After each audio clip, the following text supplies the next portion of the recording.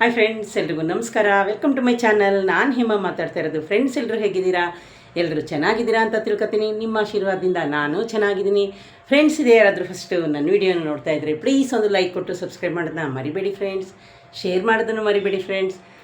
ಬನ್ನಿ, ಇವತ್ತು ಆಲ್ರೆಡಿ ಮಂಗಳವಾರ, ಸೋಮವಾರ ಕಳೆದೇ ಹೋಯಿತು ಫ್ರೆಂಡ್ಸ್. ಇನ್ನು ಈ ಮಂತ್ ಬಂದು ಇನ್ನು 2 ಡೇಸ್ ಬಂದರೆ ಈ ಮಂತು ಕಳೆದೋಯ್ತು. ಇವತ್ತು ಆಲ್ರೆಡಿ ಡೇಟು 28 ಆಗೇ ಹೋಯಿತು ಫ್ರೆಂಡ್ಸ್. ನೋಡಿ, ನಮ್ಮ ಜೀವನದಲ್ಲಿ ಕಷ್ಟ ಸುಖ ಏನೇ ಬರಲಿ, ನೋವು ನಲಿವು ಏನೇ ಇರಲಿ, ದುಃಖ ಸಂಕಟ ಏನೇ ಇರಲಿ, ಬೆಳಗ್ಗೆ ಸಂಜೆ ಆಗಲೇಬೇಕು, ಬೆಳಗ್ಗೆ ಆದಮೇಲೆ ಸಾಯಂಕಾಲ ಆಗಲೇಬೇಕು.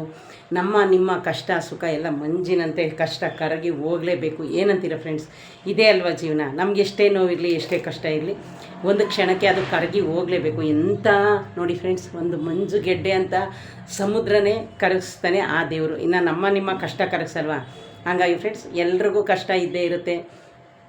ಅದಕ್ಕಿಂತ ಮುಂಚೆ ಇದೇ ಯಾರಾದರೂ ಫಸ್ಟು ನನ್ನ ವೀಡಿಯೋನ ನೋಡ್ತಾ ಇದ್ದರೆ ಪ್ಲೀಸ್ ಒಂದು ಲೈಕ್ ಕೊಟ್ಟು ಸಬ್ಸ್ಕ್ರೈಬ್ ಮಾಡೋದನ್ನ ಮರಿಬೇಡಿ ಫ್ರೆಂಡ್ಸ್. ಶೇರ್ ಮಾಡೋದನ್ನು ಮರಿಬೇಡಿ ಫ್ರೆಂಡ್ಸ್. ಇದೇ ಫಸ್ಟ್ ಯಾರಾದರೂ ನೋಡ್ತಾ ಇದ್ದರೆ ಪ್ಲೀಸ್ ಸಬ್ಸ್ಕ್ರೈಬ್ ಮಾಡ್ಕೊಂಡು ನನ್ನ ವೀಡಿಯೋ ನೋಡಿ ಅಂತ ಕೇಳೋಕ್ಕೆ ಇಷ್ಟಪಡ್ತೀನಿ. ಹಾಗಾಗಿ ಫ್ರೆಂಡ್ಸ್, ಈ ಮನುಷ್ಯನ ಜೀವನದಲ್ಲಿ ಯಾವುದೂ ಶಾಶ್ವತ ಅಲ್ಲ. ನಾವು ಶಾಶ್ವತ ಅಲ್ಲ, ನೀವು ಶಾಶ್ವತ ಅಲ್ಲ ಫ್ರೆಂಡ್ಸ್. ಏನಂದರೆ, ಸ್ವಲ್ಪ ಜನ ತುಂಬ ನೋವಲ್ಲಿರ್ತಾರೆ, ಸ್ವಲ್ಪ ಜನ ತುಂಬ ಕಷ್ಟದಲ್ಲಿರ್ತಾರೆ. ನಾವು ಎಷ್ಟೇ ಕಷ್ಟ ಬಂದರೂ ಎದುರಿಸ್ಬೇಕು ಅನ್ನೋದು ಶಕ್ತಿ ಫಸ್ಟ್ ಇರಬೇಕು ನಮಗೆ. ಎಲ್ಲದಕ್ಕಿಂತ ಮುಂಚೆ ಫ್ರೆಂಡ್ಸ್, ನಮಗೆ ನಿಮಗೆ ಎಲ್ಲ ಧೈರ್ಯ ಇರಬೇಕು. ಏನೇ ಕಷ್ಟ ಬರಲಿ ಫ್ರೆಂಡ್ಸ್, ಜೀವನದಲ್ಲಿ ಕಷ್ಟ ಇಲ್ಲದೆ ಯಾರೂ ಇಲ್ಲ, ಸಾಲ ಇಲ್ಲದೆ ಯಾರೂ ಇಲ್ಲ, ನೋವಿಲ್ಲದೆ ಯಾರೂ ಇಲ್ಲ. ನೋವಿಲ್ಲದೆ ಇರೋ ಮನುಷ್ಯ ಈ ಪ್ರಪಂಚದಲ್ಲಿ ಯಾರೂ ಇರೋಕ್ಕೆ ಸಾಧ್ಯ ಇಲ್ಲ ಫ್ರೆಂಡ್ಸ್. ಯಾಕೆ ಗೊತ್ತಾ? ನಾವು ಅನ್ಕೋಬೋದು ಅವ್ರ ಹತ್ರ ದುಡ್ಡಿದೆ, ಜಾಸ್ತಿ ಶ್ರೀಮಂತರು, ಅವ್ರಿಗೆ ನೋವೇ ಇಲ್ಲ, ಅವರು ಕೋಟ್ಯಾಧೀಶರು, ಅವ್ರಿಗೇನು ಕಷ್ಟನೇ ಇಲ್ಲ ಅಂತ ನಾವು ನೀವು ಅಂದ್ಕೊಂಡಿದ್ರೆ ಅದು ಭ್ರಮೆ. ಯಾಕೆ ಅಂದರೆ ಫ್ರೆಂಡ್ಸ್, ಹಣವಂತರಿಗೆ ಒಂಥರ ಚಿಂತೆ ಇರುತ್ತೆ, ಹಣ ಇಲ್ದವ್ರಿಗೆ ಒಂಥರ ಚಿಂತೆ ಇರುತ್ತೆ, ಒಬ್ಬ ಭಿಕ್ಷುಕನಿಗೂ ಒಂದು ಚಿಂತೆ ಇರುತ್ತೆ. ಅವನು ಒಂದು ಕ್ಷಣ ಕೂತ್ಕೊಂಡು ಯೋಚನೆ ಮಾಡ್ತಾನೆ, ನನ್ನ ಜೀವನದಲ್ಲಿ ನಾನು ಈ ಪರಿಸ್ಥಿತಿಗೆ ಬರೋಕ್ಕೆ ನಾನು ಹಿಂದೆ ಎಲ್ಲ ಹೆಂಗಿರಬೇಕಿತ್ತು, ನಾನೇನು ಮಾಡಬೇಕಿತ್ತು, ನಾನು ಈ ಥರ ಬುದ್ಧಿ ಉಪಯೋಗಿಸಿದ್ರೆ ಇನ್ಯಾವ ಥರ ಬದುಕ್ತಿದ್ನೋ ಅಂತ ಅವನು ಒಂದು ಕ್ಷಣ ಕೂತ್ಕೊಂಡು ಅವನ ಲೈಫ್ನ ನೆನೆಸ್ಕೊಂಡು ಯೋಚನೆ ಮಾಡ್ತಾನೆ ಫ್ರೆಂಡ್ಸ್. ಯಾಕೆ ಅಂದರೆ, ವಯಸ್ಸಾದಮೇಲೆ ಯೋಚನೆ ಮಾಡಬೇಕು ಅಂತ ಏನಿಲ್ಲ. ನಮಗೆ ವಯಸ್ಸಿದ್ದಾಗ ನಮ್ಮ ಕೈ ನಡೆಯುವಾಗಲೇ ನಮ್ಮ ಕೈಲಿ ಏನಾಗುತ್ತೆ, ನಾವೇನು ಕೆಲಸ ಮಾಡಬೇಕು ಅದನ್ನೆಲ್ಲ ನಾವು ಮಾಡಲೇಬೇಕು ಫ್ರೆಂಡ್ಸ್. ಅದ್ರ ಬಗ್ಗೆ ಯೋಚನೆ ಮಾಡಬೇಕು ನಾವು. ಯಾವುದೋ ಇಲ್ಲದ್ರ ಬಗ್ಗೆ ಯೋಚನೆ ಮಾಡ್ಕೊಂಡು ಯಾರೋ ಶ್ರೀಮಂತರಾಗಿದ್ದಾರೆ, ನಾನು ಸಡನ್ನಾಗಿ ಶ್ರೀಮಂತರಾಗಬೇಕು, ಅದ್ರ ಬಗ್ಗೆ ಎಲ್ಲ ನಾವು ಯಾವತ್ತೂ ಯೋಚನೆ ಮಾಡಬಾರ್ದು. ಯಾಕೆಂದರೆ ಫ್ರೆಂಡ್ಸ್, ಅದು ಯಾವತ್ತೂ ಪರ್ಮನೆಂಟ್ ಅಲ್ಲ, ಅದು ಯಾವತ್ತೂ ನಮಗೆ ಶಾಶ್ವತನೂ ಅಲ್ಲ. ಆಮೇಲೆ ಇನ್ನೊಂದು ಮಾತು ಹೇಳೋಕ್ಕೆ ಇಷ್ಟಪಡ್ತೀನಿ ಫ್ರೆಂಡ್ಸ್, ನಮ್ಮ ಜೀವನದಲ್ಲಿ ನಾವು ಏನು ಮಾಡ್ತಾ ಇದ್ದೀವೋ ಅದರಲ್ಲೇ ಮುಂದೆ ಬರಬೇಕು ಅಂತ ಏನಿಲ್ಲ. ನಾವು ಏನು ಕೆಲಸ ಮಾಡ್ತಾಯಿದ್ದೀವಿ ಇದರಲ್ಲೇ ಇರಬೇಕು ಮಳೆ ಹೊಡ್ಕೊಂಡು ಅಂತ ಏನಿಲ್ಲ ಫ್ರೆಂಡ್ಸ್. ಇದು ನಮ್ಮ ಸ್ವಂತ ಡಿಸಿಷನ್ನು, ನಮ್ಮ ಡಿಸಿಷನ್ನು, ನಮ್ಮ ಧೈರ್ಯ ಫ್ರೆಂಡ್ಸ್. ಏನು ಬೇಕಾದರೂ ಕೆಲಸ ಮಾಡ್ಬೋದು, ನಮ್ಮ ಧೈರ್ಯ ಅದು. ನಮಗೆ ಮಾಡೋ ತಾಕತ್ತಿರಬೇಕು. ಅವ್ರು ಯಾರೋ ಬೆಟ್ಟದ ಮೇಲೆ ಹತ್ತಿ ಹೋಗಿ ಒಂದೇ ಸಲ ಇಳಿದ್ಬಿಟ್ರು ಅಂದರೆ ನಾವು ಅದೇ ಥರ ಹತ್ತಿ ಇಳಿಯೋಕ್ಕೆ ಹೋದರೆ ಫ್ರೆಂಡ್ಸ್ ಒಂದೇ ಸಲ ಕೆಳಗಡೆ ಬಿದ್ದೋಯ್ತೀವಿ. ನೋಡಿ, ದೂರಕ್ಕೆ ಬೆಟ್ಟ ನುಣ್ಣಗೆ ಕಾಣಿಸುತ್ತೆ ಅಂತ ನಮ್ಮ ಅಜ್ಜಿ ಒಂದು ಮಾತು ಹೇಳ್ತಾಯಿದ್ರು ಯಾವಾಗಲೇ, ದೂರದ ಬೆಟ್ಟ ನುಣ್ಣಗೆ ಅಂತ ಫ್ರೆಂಡ್ಸ್. ನಮ್ಮೂರಲ್ಲಿ ಮಲ್ಲಪ್ಪನ ಬೆಟ್ಟ ಅಂತ ಅಂತೀವಿ. ನಮ್ಮ ಅಜ್ಜಿ ಗಾದೆ ಮಾತು ಹೇಳೋಗೆಲ್ಲ ದೂರಕ್ಕೆ ಮಲ್ಲಪ್ಪನ ಬೆಟ್ಟ ನುಣ್ಣಗೆ ಕಾಣಿಸುತ್ತಂತೆ ಅಂದರೆ ಫ್ರೆಂಡ್ಸ್, ಅದರ ಅರ್ಥ ನೋಡಿ ಎಷ್ಟಿದೆ ಅಂತ ತಿಳ್ಕೋಬೇಕು. ದೂರದಲ್ಲಿ ಒಂದು ಮರ ಆಗಿರ್ಬೋದು, ಒಂದು ಸೌಂದರ್ಯ ಆಗಿರ್ಬೋದು, ಒಂದು ದೇಶ ಆಗಿರ್ಬೋದು, ಅಕಸ್ಮಾತ್ ಅಲ್ಲಿ ಏನೋ ಕಾಣೋ ಒಂದು ಡೆಕೋರೇಷನ್ ಆಗಿರ್ಬೋದು, ದೂರಕ್ಕೆ ತುಂಬಾ ಚೆನ್ನಾಗಿ ಕಾಣಿಸುತ್ತೆ. ಅಲ್ಲಿ ಹತ್ರ ಹೋದಾಗಲೇ ನಮಗೆ ಗೊತ್ತಾಗೋದು ಅಲ್ಲಿ ಕಲ್ಲಿದೆಯಾ ಮುಳ್ಳಿದೆಯಾ, ಇದನ್ನು ಮಾಡೋಕ್ಕೆ ಅವ್ರು ಎಷ್ಟು ಕಷ್ಟಪಟ್ಟಿದ್ದಾರೆ, ಇದು ಯಾವ ಥರ ಬಂತು ಅಂತ ನಮಗೆ ಗೊತ್ತಾಗದೆ ಹತ್ರಕ್ಕೆ ಹೋದಾಗ. ಆ ಥರ ನಮ್ಮ ಅಜ್ಜಿ ನನಗೆ ಯಾವಾಗಲೂ ನಮಗೆ ಗಾದೆ ಮಾತು ಹೇಳ್ತಾಯಿತ್ತು ಫ್ರೆಂಡ್ಸ್. ಏನಾದರೂ ಶ್ರೀಮಂತರ ಬಗ್ಗೆ ಬಡವ್ರ ಬಗ್ಗೆ ಮಾತಾಡುವಾಗ ನಮ್ಮ ತಂದೆ ತಾಯಿ ಯಾವಾಗಲೂ ಈ ಮಾತು ಹೇಳೋರು, ದೂರಕ್ಕೆ ಮಲ್ಲಪ್ಪನ ಬೆಟ್ಟ ನುಣ್ಣಗಂತೆ ಅಂತ. ಹಂಗಾಗಿ ಫ್ರೆಂಡ್ಸ್, ನಾವು ಯಾಕೆ ಅದ್ರ ಬಗ್ಗೆ ಯೋಚನೆ ಮಾಡಬೇಕು? ನಾವೇನು ಮಾಡ್ತಾಯಿದ್ವಿ ಫ್ರೆಂಡ್ಸ್? ಈ ಜೀವನ ಯಾರಿಗೂ ಶಾಶ್ವತ ಇಲ್ಲ. ಈ ಭೂಮಿ ಮೇಲೆ ಹುಟ್ಟಿದ್ದೀವಿ, ಎಷ್ಟು ದಿವಸ ಇರ್ತೀವಿ ಅಂತ ನಮಗೆ ಗೊತ್ತಿಲ್ಲ, ಯಾವಾಗ ಸಾಯ್ತೀವೋ ನಮಗೆ ಗೊತ್ತಿಲ್ಲ. ಹಂಗಾಗಿ ನಾವು ಯಾವತ್ತು ಫ್ರೆಂಡ್ಸ್ ನಮಗಿಂತ ಮೇಲಿರೋರನ್ನ, ನಮಗಿಂತ ಮೇಲೆ ಬದುಕ್ತಾ ಇರೋರು ದೊಡ್ಡವ್ರನ್ನ ನೋಡಿ ನಾವು ಯಾವತ್ತೂ ಜೀವನ ಮಾಡಬಾರ್ದು. ನಮಗಿಂತ ಕೆಳಮಟ್ಟದಲ್ಲಿರೋರನ್ನ ನೋಡಿದ್ರೆ ಆಗ ನಮ್ಗೆ ಅನಿಸುತ್ತೆ, ನಾವೇ ಇವ್ರಿಗಿಂತ ಸ್ವಲ್ಪ ಚೆನ್ನಾಗಿದ್ದೀವಲ್ಲ ಅಂತ ಅನಿಸುತ್ತೆ. ಹಂಗಾಗಿ ಫ್ರೆಂಡ್ಸ್, ನಾವು ಯಾವತ್ತೇ ಆಗಲಿ ಯಾರೇ ಆಗಲಿ ನಮ್ಮನ್ನು ಮೀರಿದನ್ನ ಯಾವುದನ್ನೂ ದಾಟಕ್ಕೆ ಹೋಗ್ಬಾರ್ದು, ನಮ್ಮನ್ನ ಮೀರಿ ಏನು ಮಾಡೋಕ್ಕೆ ಹೋಗ್ಬಾರ್ದು. ಯಾಕೆ ಗೊತ್ತಾ?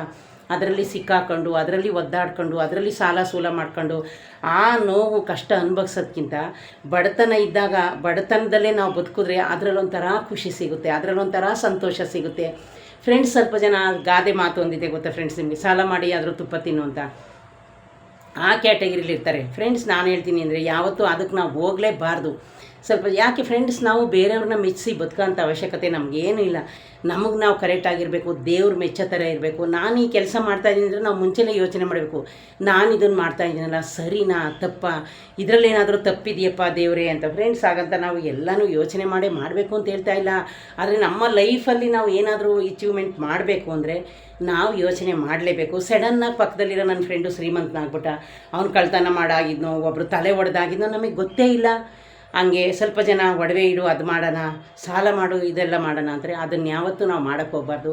ನಾನು ಒಂದೇ ಮಾತಲ್ಲಿ ಏನು ಹೇಳ್ತೀನಿ ಅಂದರೆ ಫ್ರೆಂಡ್ಸ್, ನೀವು ಏನೇ ಕೆಲಸ ಮಾಡಿ ಅದರಲ್ಲೇ ನೆಮ್ಮದಿ ಕಾಣಬೇಕು. ನಾವು ಈ ಕೆಲಸ ಮಾಡ್ತಾಯಿದ್ದೀವ ಅದರಲ್ಲೇ ದೇವರು ನೋಡಿ, ಕಷ್ಟಪಟ್ಟರೆ ಪ್ರತಿಫಲ ಸಿಕ್ಕೇ ಸಿಗುತ್ತೆ.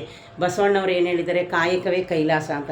ನಾವು ಏನು ಕೆಲಸ ಮಾಡ್ತೀವಿ ಅದರಲ್ಲೇ ಕೈಲಾಸ ಕಾಣಬೇಕಂತೆ. ಹಾಗಾಗಿ ಫ್ರೆಂಡ್ಸ್ ನೋಡಿ, ನಾವು ಯಾವುದೇ ಮಾಡಲಿ, ಅದು ಬಡತನ ಇರಲಿ, ಚಿಕ್ಕ ಕೆಲಸ ಆಗಲಿ, ದೊಡ್ಡ ಕೆಲಸ ಆಗಲಿ ಫ್ರೆಂಡ್ಸ್, ನಾವು ಯಾವತ್ತೂ ಅದ್ರ ಬಗ್ಗೆ ಯೋಚನೆ ಮಾಡಬಾರ್ದು. ಯಾಕೆ ಗೊತ್ತಾ, ಅದರಿಂದ ನಾವು ಅನ್ನ ತಿಂತಾ ಇರ್ತೀವಿ. ಈ ಕೆಲಸ ಆ ಕೆಲಸ ಯಾವುದಿಲ್ಲ. ನಾವು ಒಬ್ಬರು ಆಡ್ಕೊಳ್ದಂಗೆ ನೋಡಿ, ನಾವು ಏನೂ ಇಲ್ಲದೆ ಒಬ್ರ ಹತ್ರ ಹೋದಾಗ ಅವರು ನಮ್ಮನ್ನು ಎಷ್ಟು ಕೇವಲವಾಗಿ ಕಾಣ್ತಾರೆ, ಮುಖನೇ ಒಂದು ಕಡೆಗೆ ತಿರುಗಿಸ್ಕೊತಾರೆ. ಅದೇ ಫ್ರೆಂಡ್ಸ್, ನಾವು ಏನೇ ಕೆಲಸ ಮಾಡಿ ಕಷ್ಟಪಟ್ಟು ಕೆಲಸ ಮಾಡಿಬಿಟ್ಟು ಯಾವತ್ತಾದರೂ ಒಂದು ದಿವಸ ನಾವು ಅವ್ರ ಮನೆ ಬಾಗಿಲಿಗೆ ಹೋದಾಗ ಬನ್ನಿ ಒಳಗಡೆಗೆ ಅಂತ ಕರೆದು ಒಂದು ಕಪ್ ನೀರು ಕೊಡ್ತಾರೆ. ನಾವು ಆ ಥರ ಬದುಕಬೇಕು ಫ್ರೆಂಡ್ಸ್. ಎಷ್ಟೇ ಕಷ್ಟ ಇರಲಿ, ನಮಗೇನು ಪ್ರಪಂಚಕ್ಕೆ ಬರದೇ ಇರೋ ಕಷ್ಟ ಯಾರಿಗೂ ಬರಲ್ಲ ಫ್ರೆಂಡ್ಸ್. ಈ ಪ್ರಪಂಚದಲ್ಲಿ ಎಲ್ಲರಿಗೂ ಇರೋ ಕಷ್ಟನೇ ನಿಮಗೂ ಬರೋದು, ನನಗೂ ಬರೋದು. ಏನಂದರೆ ಅದನ್ನು ಎದುರಿಸಿನಿಲ್ಲ, ತಾಕತ್ತಿರಬೇಕು, ಶಕ್ತಿ ಇರಬೇಕು. ಅದಕ್ಕಿಂತ ಮುಂಚೆ ನಾವೆಲ್ಲನೂ ಯೋಚನೆ ಮಾಡಬೇಕು. ನಮ್ಮ ಜೀವನದಲ್ಲಿ ಈ ಥರ ಆಯ್ತಲ್ಲ, ಏನು ಮಾಡಬೇಕು, ಇದನ್ನು ನಾವು ಮುಂದೆ ಮಾಡಿದ್ರೆ ಏನಾಗ್ಬೋದು, ಧೈರ್ಯವಾಗಿ ಮಾಡಬೇಕು. ಧೈರ್ಯವಾಗಿ ಹೋಗಿ ಸಾಲ ಮಾಡೋದು, ಧೈರ್ಯವಾಗಿ ಹೋಗಿ ಇನ್ನೊಂದು ಮಾಡೋದು, ಅದಕ್ಕೆಲ್ಲ ಧೈರ್ಯ ಮಾಡ್ಬೋದು. ನಮಗೆ ಅನ್ನ ಸಿಗೋ ಥರ ಕೆಲಸ ಮಾಡಬೇಕು ಅಂದರೆ ಅದಕ್ಕೆ ಮಾತ್ರನೇ ಧೈರ್ಯ ಮಾಡಬೇಕು ಫ್ರೆಂಡ್ಸ್. ಇದು ಹೇಳೋಕ್ಕೆ ಇಷ್ಟಪಡ್ತೀನಿ. ಬನ್ನಿ ಇವತ್ತು ನನ್ನ ಡೈಲಿ ರೋಟೀನ್ ಹೇಳ್ತೀನಿ. ನಾನಿವತ್ತು ಫ್ರೆಂಡ್ಸ್ 7 o'clock ಎದ್ದು ನೀರೆಲ್ಲ ಫಿಲ್ ಮಾಡಿ ಮತ್ತೆ ಹೋಗಿ ಮಲ್ಕೊಂಡಿದ್ದೀನಿ. 9 ಗಂಟೆಗೆ ಎದ್ದೀನಿ. ಆಮೇಲೆ ನನ್ನ ಮಗಳೇ ನನಗಿಂತ ಮುಂಚೆ ಎದ್ದಿದ್ದಾಳೆ. ಅವಳು ಆಫೀಸ್ಗೆ ಹೋಗ್ಬೇಕಲ್ಲ. ಆಮೇಲೆ ಅವಳು ಎದ್ದು ಪನ್ನೀರ್ ಪಾಲಕ್ ಮಾಡಬೇಕು ಅಂತ ನೆನ್ನೇನು ಅಂದ್ಕೊಂಡು, ಇವತ್ತು ಅವಳು ಹೋಗೋಕ್ಕಾಗಲಿಲ್ಲ ಡೈರಿಗೆ, ನಾನು ಹೋಗೋಕ್ಕಾಗಲ್ಲ. ಯಾಕಂದ್ರೆ ಅವಳಿಗೆ ಆಲೇ ಮೀಟಿಂಗ್ ಸ್ಟಾರ್ಟ್ ಆಯಿತು. ಸರಿ ಬಿಡು ಮಗ, ಚಪಾತಿ ಮಾಡೋಣ ಅಂದ್ಬಿಟ್ಟು ಫ್ರೆಂಡ್ಸ್ ಎದ್ದ ತಕ್ಷಣವೇ ಬಾಕ್ಲಿಗೆ ನೀರು ಹಾಕಿ, ಮೇಲೆ ಗಿಡಕ್ಕೆ ನೀರು ಹಾಕೋಕೆ ಹೋಗಿಲ್ಲ, ಒಂದಿನ ಬಿಟ್ಟು ಒಂದಿನ ಹಾಕೋಣ ಅಂತ ಚಪಾತಿ ಹಿಟ್ಟು ಕಲಸಿ, ಟೊಮೊಟೊ ಇತ್ತು ಗೊಜ್ಜು ಮಾಡಿ, ಚಪಾತಿ ಮಾಡಿ, ಅನ್ನ ಮಾಡಿ, ಮೊಳಕೆ ಹುಳ್ಳಿಕಾಳು ಸಾರನ್ನ ಬಿಸಿ ಮಾಡಿ, ಅವಳಿಗೆ ಲೆಮೆನ್ನು ಮತ್ತು ನಲ್ಲಿಕಾಯಿ. ಫ್ರೆಂಡ್ಸ್, ನಲ್ಲಿಕಾಯಿ ತುಂಬ ರೈಟ್ ಆಗಿದೆ. ಒಂದು 50 ರೂಪೀಸಿಂದ ತಗೊಂಡಿದ್ದೆ ಅಷ್ಟೇ ನಾನು. ಆಮೇಲೆ ಅವಳಿಗೆ ಆ ಜ್ಯೂಸ್ ಮಾಡಿಕೊಟ್ಟೆ. ಇನ್ನು ಫ್ರೆಂಡ್ಸ್ ನಾನು ಮಾಮೂಲಿ ಇನ್ನು ಬಾಳೆದಿಂಡು ಇತ್ತಲ್ಲ, ಬಾಳೆದಿಂಡು, ಬೀಟ್ರೋಟು, ದಾಳಿಂಬೆ, ಒಂದು ನಲ್ಲಿಕಾಯಿ ಹಾಕಿ ನಾನು ಜ್ಯೂಸ್ ಮಾಡ್ಕೊಡ್ತೀನಿ. ಇನ್ನೂ ಅರ್ಧ ಕಪ್ಪಿದೆ, ಇವಾಗ ಕುಡಿದು ಹೋಗಬೇಕು. ಆವಾಗಲೇ ಕುಡಿಯೋಕ್ಕಾಗಲ್ಲ ಫ್ರೆಂಡ್ಸ್. ಅದೆಲ್ಲ ಆದಮೇಲೆ ಪಾತ್ರೆ ಇತ್ತು ಸ್ವಲ್ಪ, ಅದೆಲ್ಲ ವಾಶ್ ಮಾಡಿ ಬಟ್ಟೆ ಮಿಷನ್ಗೆ ಹಾಕಿ ಮಲ್ಕೊಂಡಿದ್ದೆ. ಅದನ್ನು ಬಟ್ಟೆನೂ ತೆಗೆದು ಒಣಗಾಕಿ ಆಮೇಲೆ ಬಟ್ಟೆ ಐರನ್ ಮಾಡ್ಕೊಂಡು ಫ್ರೆಂಡ್ಸ್ ನಾನು ಇನ್ನು ತಣ್ಣೀರಲ್ಲೇ ಸ್ನಾನ ಮಾಡ್ತಾಯಿದ್ದೀನಿ. ಆಲ್ರೆಡಿ ನಿಮ್ಗೆ ಹೇಳಿದ್ದೀನಿ, ನಮ್ಮ ಗ್ಯಾಸ್ ಬರೋಕ್ಕೆ ಇನ್ನೂ 10 days ಆಗುತ್ತೆ, ನೀರು ಕಾಯಿಸೋ ಗ್ಯಾಸು. ಇನ್ನು ನನ್ನ ಮಗಳು ಈಟ್ರಲ್ಲಿ ಬರೀ ಮೈ ಮಾತ್ರ ಸ್ನಾನ ಮಾಡ್ತಾಳೆ, ತಲೆಗೆ ತೊಳಿತಾ ಇಲ್ಲ, ತಲೆ ಕೂದಲು ಉದ್ರೋಗುತ್ತೆ ಅಂತ. ಅದಾದಮೇಲೆ ಫ್ರೆಂಡ್ಸ್ ಬಟ್ಟೆ ಎಲ್ಲ ಐರನ್ ಮಾಡಿದೆ. ಇನ್ನು ಮನೇಲೆಲ್ಲ ಇನ್ನು ಭಾನುವಾರನೇ ನಾವೆಲ್ಲನೂ ಕ್ಲೀನ್ ಮಾಡ್ಕೊಬಿಟ್ಟು ಫ್ರೆಂಡ್ಸ್, ಯಾಕಂದರೆ ಯಾವ್ಯಾವ ಬಟ್ಟೆ ತೆಗೆದಿಡಬೇಕು, ಯಾವ್ಯಾವ ಬಟ್ಟೆ ಬೇಡ ನಮಗೆ, ಅದೆಲ್ಲನೂ ತೆಗೆದು ಮಾಡಿ. ಇನ್ನು ಫ್ರೆಂಡ್ಸ್ ಈ ಸೀರೆ ಬಗ್ಗೆ ನಿಮ್ಗೆ ಹೇಳಲೇ ಇಲ್ಲ ಫ್ರೆಂಡ್ಸ್. ಇದನ್ನು ನಾನು ಚಿಕ್ಕಪೇಟೆಗೆ ಹೋದಾಗ ತಗೊಂಡಿದ್ದೆ. ಬ್ಲೌಸು ತುಂಬ ಚೆನ್ನಾಗಿ ಹೊಲಿದಿದ್ದಾರೆ ನಮ್ಮ ಟೈಲರೇ. ನೋಡಿ, ರೌಂಡ್ ನೆಕ್ಕು. ನಾನೇ ಸ್ಲೀವ್ಗೆ ಇದಿಡಬೇಡಿ ಅಂತ ಹೇಳಿದೆ, ಏನು ಲೈನಿಂಗ್ ಬೇಡ ಅಂತ ಹೇಳಿದೆ. ಯಾಕೋ ಬೇಡ ಅಂತ ಅನಿಸಿತ್ತು, ಅದಕ್ಕೆ ಅವ್ರಿಗೆ ಹೇಳಿದೆ. ಆದರೆ ಫ್ರೆಂಡ್ಸ್ ನಿಮಗೆ ಗೊತ್ತು, ನಾನು ಅಲ್ಲಿ ಟೈಲರು ಆಲ್ರೆಡಿ ನಿಮ್ಗೆ ಅಡ್ರೆಸ್ ಎಲ್ಲ ಕೊಟ್ಟಿದ್ದೀನಿ, ತುಂಬ ಚೆನ್ನಾಗಿ ಹೊಲಿತಾರೆ ಅಂತ ಹೇಳಿದ್ದೀನಿ. ಇದಾದಮೇಲೆ ಫ್ರೆಂಡ್ಸ್ ಬಟ್ಟೆ ಎಲ್ಲನೂ ಎತ್ತಿಕ್ಕಿದ್ದೀನಿ. ಯಾವುದು ಇನ್ನು ನಾನು ಜೋಡಿಸೋ ಬೀರಲ್ಲಿ ಒಂದೇ ಒಂದು ಸ್ಟೆಪ್ ಐತೆ, ಅದನ್ನು ಜೋಡಿಸ್ಬೇಕು. ಇನ್ನು ಮುಂದಿನ ತಿಂಗಳು ನಮ್ಮೂರ ದೇವ್ರ ಪೂಜೆಗೆ ಹೋಗಬೇಕು, ಅದೊಂದಿದೆ. ಇನ್ನು ಫ್ರೆಂಡ್ಸ್ ಬಿಸಿಲೇನು ಮಾಡುತ್ತೋ ಗೊತ್ತಿಲ್ಲ. ಈ ಬಿಸಿಲಲ್ಲಂತೂ ಫ್ರೆಂಡ್ಸ್ ಗಾಡಿ ಓಡಿಸ್ಕೊಂಡು ಹೋಗೋಷ್ಟರಲ್ಲಿ ಸಾಕು ಹೋಗ್ತಾಯಿದೆ. ಆಲ್ರೆಡಿ ನಿಮಗೆ ಗೊತ್ತು, ಅದ್ರ ಬಗ್ಗೆ ನಾನೇನು ಹೇಳೋ ಹಾಗಿಲ್ಲ. ಸೆಕೆ ಬಿಸಿಲಂತೂ ನೋಡಿ ಫ್ರೆಂಡ್ಸ್, ನಾನು ಈ ಫ್ಯಾನ್ ಇಟ್ಕೊಂಡೆ ವೀಡಿಯೋ ಮಾಡ್ತಾಯಿದ್ದೀನಿ, ಯಾಕಂದರೆ ಅಷ್ಟು ಸೆಕೆ ತಡೆಯೋಕ್ಕಾಗ್ತಾ ಇಲ್ಲ. ಇನ್ನೇನು ಫ್ರೆಂಡ್ಸ್, ಇನ್ನೀಗ ನಾನು ಹೊರಟ್ರೆ ಬರೋದು ರಾತ್ರಿ 11:30. ಇನ್ನು ನಮ್ಮ ಹುಡುಗಿ ಬಂದು 7 ಗಂಟೆ 6:15 ಬರ್ತಾಳೆ. ಅವಳದೇ ಗಾಡಿ ಇದೆ, ಅವರೇ ಹೋಗ್ತಾರೆ ಗಾಡೀಲಿ, ಅವರೇ ಬರ್ತಾರೆ. ನಾವೇನು ಯಾರನ್ನೂ ಕರ್ಕೊಂಡು ಹೋಗೋ ಅವಶ್ಯಕತೆ ಯಾವುದಿಲ್ಲ. ಇನ್ನು ಫ್ರೆಂಡ್ಸ್ ಅದೊಂದಾಯಿತು. ಇನ್ನು ಮಾಮೂಲಿ ದೇವ್ರ ಪೂಜೆನೂ ಆಯಿತು, ಮನೆ ಕೆಲಸ ಎಲ್ಲ ಆಗೋಯಿತು. ಈಗ ಸಾಂಬಾರು ಬಿಸಿ ಮಾಡಿ ಇಟ್ಟಿದ್ದೀನಿ. ರೈಸು ನನಗೆ ಮಾತ್ರ ಮಾಡ್ಕೊಂಡಿದ್ದೀನಿ, ಅವಳು ರೈಸ್ ಬೇಡ ಅಂತ ಹೇಳಿದ್ಲು. ಚಪಾತಿ ಇದ್ದರೆ ಸಾಕು ಅವ್ರಿಗೆ, ಚಪಾತಿ ಇಷ್ಟಪಡ್ತಾರೆ ನಮ್ಮ ಮನೇಲಿ. ಇನ್ನು ಟೊಮೊಟೊ 2 ಕಟ್ ಮಾಡಿ. ಫ್ರೆಂಡ್ಸ್ ನಿಮ್ಗೆ ಇನ್ನೊಂದು ವಿಷಯ ಗೊತ್ತಾ, ಟೊಮೊಟೊ 50 ರೂಪಾಯಿ ಆಗಿದೆ. ಕಮ್ಮಿ ಆಗಿದೆಯೋ ಇಲ್ಲೋ ನನಗಂತೂ ಗೊತ್ತಿಲ್ಲ. 50 ರೂಪಾಯಿ ಇದ್ದಾಗ 1 kg ತಂದಿದ್ದೆ ಫ್ರೆಂಡ್ಸ್. ನಾನು ಯಾಕೆ ಅಂದರೆ ಯಾವುದೇ ಸಾಂಬಾರು ಮಾಡಿದ್ರು ನಾನು ಸ್ವಲ್ಪ ಹುಳಿ ಬಿಡ್ತೀನಿ, ನಾನು ಬರೀ ಟೊಮೊಟೊನೇ ಹಾಕಿ ಸಾಂಬಾರು ಮಾಡಲ್ಲ. ಇನ್ನು ಫ್ರೆಂಡ್ಸ್ ಇವಾಗ ಹೋದರೆ ನಾನು ಬರೋದೇ ಇನ್ನು ರಾತ್ರಿ 11:30 ಆಗುತ್ತೆ.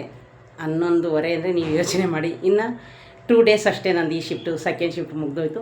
ಇನ್ನು ಆಮೇಲೆ ನಂದು 6:30 to 3:30, ಮನೆಗೆ ಬರೋಕ್ಕೆ 5 ಗಂಟೆ ಆಗುತ್ತೆ. 1 ಮಂತ್ಗೆ ಒಂದು ಸರಿ ನಮ್ಮದು ಶಿಫ್ಟ್ ಚೇಂಜ್ ಆಗುತ್ತೆ. ನೋಡಿದ್ರಲ್ಲ ಫ್ರೆಂಡ್ಸ್, ಇದೇ ಯಾರಾದರೂ ಫಸ್ಟು ನನ್ನ ವೀಡಿಯೋ ನೋಡ್ತಾ ಇದ್ದರೆ ಪ್ಲೀಸ್ ಒಂದು ಲೈಕ್ ಕೊಟ್ಟು ಸಬ್ಸ್ಕ್ರೈಬ್ ಮಾಡೋದನ್ನ ಮರಿಬೇಡಿ ಫ್ರೆಂಡ್ಸ್. ಓಕೆ ಫ್ರೆಂಡ್ಸ್, ಬಾಯ್. ಇಷ್ಟೋ ತನಕ ನನ್ನ ವೀಡಿಯೋನ ವಾಚ್ ಮಾಡಿದ್ದಕ್ಕೆ ಥ್ಯಾಂಕ್ ಯು.